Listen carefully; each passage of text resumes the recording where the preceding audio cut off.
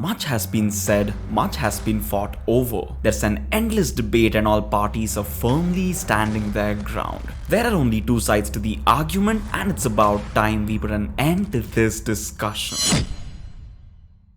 15 months ago, I made a video ranking all the hidden blade variations that we've seen over a span of 1.5 decades and 12 main titles. And across the years, this marquee weapon has been changed and altered significantly with almost each subsequent game showcasing a new avatar of the blade. Some have received overwhelming love, and some have been nothing more than a faded footprint in the annals of Assassin's Creed history. But one argument has constantly loomed over this topic and has been discussed almost every single day in the comments section, and that is whether the hidden blade belongs on the inside or the outside of an assassin's wrist. I had enough of this back and forth, so I decided to analyze the topic in detail and come to a final conclusion and end this dispute once and for all. Let's go. A weapon that's almost 2500 years old, the hidden blade was a brainchild of the legendary Persian assassin Darius, who used it first to assassinate the evil Emperor Xerxes I in the year 465 BC for all the destruction and chaos the God King caused in his attempt to conquer Greece and avenge his father. This was a time before the Brotherhood, before the Hidden Ones. In fact, it was even before Cassandra became the Eagle Bearer. So the weapon has been closely associated with the assassins and, more importantly, rebellion against evil and suppression for thousands of years. It was originally intended to be worn on the outside of the wrist, as putting it on the inside could chop off one or more fingers when drawn. And this is the point. In fact, the single best argument people have while defending the blade's outward positioning. And to be fair, it did make sense for the time since the creator intended to be worn that way, but there's a big hole in said argument which we'll get to eventually. Exactly what happened to Darius's blade after he traveled to Egypt is unknown, but it somehow ended up in the hands of Queen Cleopatra, who most definitely wasn't black. I don't care what they tell you in school. Cleopatra was black. God damn it, Granny, you lost your mind. And the queen gave it to her close aide Ivor, who eventually passed the original blade to Bayek and made a replica for herself. And while on a mission to assassinate one of the men responsible for his son Khemu's death, Bayek, who at the time does not know how the blade operated, wears it on the inside of his wrist to keep it hidden from the guards as he was entering a public bath. And when he draws the blade out of its sheath, it chops his ring finger right off. And although Bayek eventually realizes that it's worn on the outside, he finds out through experience that wearing it on the inside, although dangerous to the fingers, has many practical applications. See, the last thing a person expects coming out of a closed fist is a goddamn blade, sharp as a razor out of absolutely nowhere.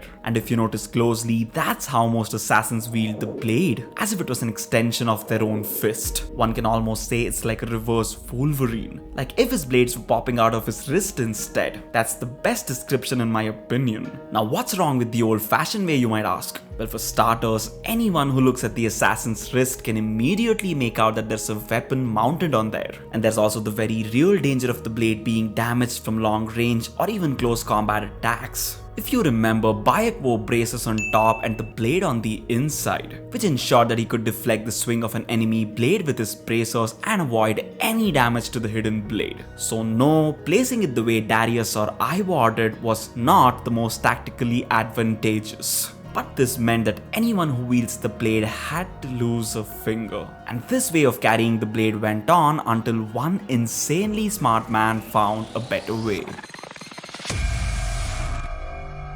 There's a vital point people conveniently choose to ignore, which is the assassins, and in particular Altair was already looking for ways to improve the hidden blade and give up the sacrifice of the finger. Another argument that I've seen is that chopping off your finger would make it all too easy for the Templars or in general the enemy to identify an assassin, which I gotta say is absolutely true, and the same is written in Altair's codex pages. Though I ask my brothers now to abandon their rituals, I do not ask that they abandon the creed. This is what makes us assassins. Not the removal of a finger, not a false promise of paradise, not the prohibition of poison. Our duty is to the people, not to custom. If we must sneak, we shall sneak. If we must use poison, we shall use poison. If our blades can be used without removing fingers, we shall not demand they be taken, and we shall not manipulate our initiates with lies and parlor tricks.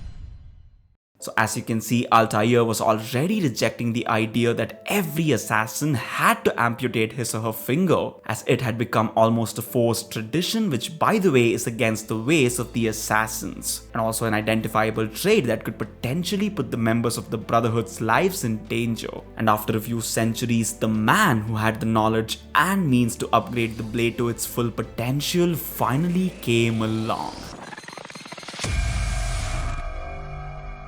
Leonardo da Vinci, the 15th century maverick who's made some of the most recognizable and defining art and engineering marvels of our times. A genius for all intents and purposes, deciphered Altair's codex pages, which gave Ezio the means and knowledge to be an even deadlier assassin and helped the Creed for generations to come. He also upgraded the hidden blade in such a way which would have made Altair himself proud, and he also made it so that wearing it on the outside just made no sense anymore. If you see the newer designs, by new I mean Ezio's and later, you will notice that the blade is modified in such a way that the extension or curling of the wrist causes the blade to pop out or retract respectively. So that would indicate that Da Vinci found some extraordinary way to embed highly precise mechanical sensors which could detect specific movements in the forearm and help the wielder activate or deactivate the blade. This proves why it had to be him, couldn't possibly be anyone else. And any further modifications such as the addition of poison, darts, the pivot mechanism, the crossbow or grapnel, all of those are only upgrades. The basic hidden blade was and always will be an assassin's most trusted ally. And with the necessity of an amputation eliminated, we come to the aforementioned hole in the argument.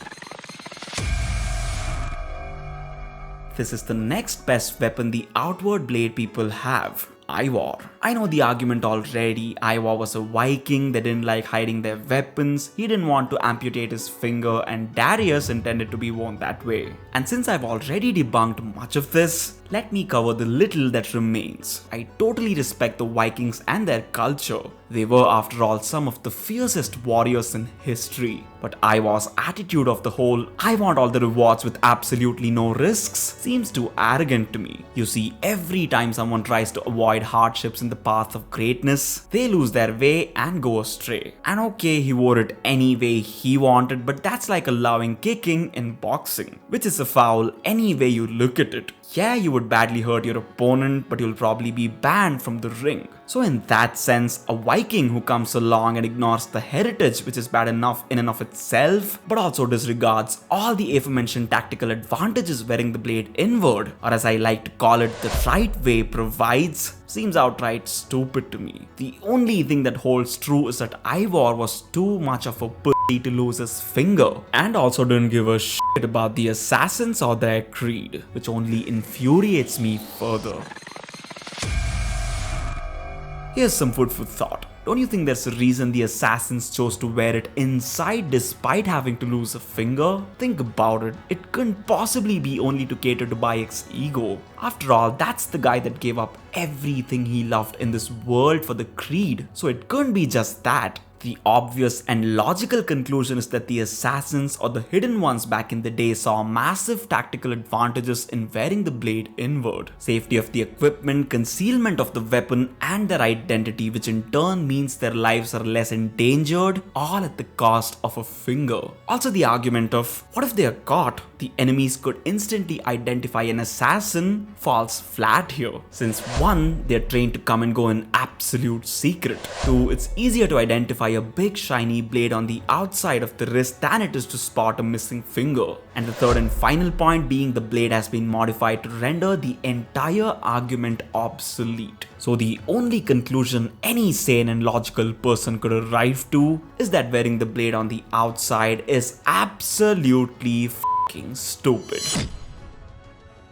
As I mentioned before, I was tired of seeing all these arguments pro outward blade, and hopefully this is the last time I hear about it, although I realize that's never gonna happen. But do tell me in the comment section what you feel about this topic. Are you a hidden blade person or a not so hidden blade person? Also tell me about what you thought of the arguments that I made. Did they make sense? Do you have anything to add? Tell me everything in the comments section below. So with that, we reach the end. I'll see you in the next video. Until then, stay safe, stay strong, and stay tuned. It's your boy VZX signing out.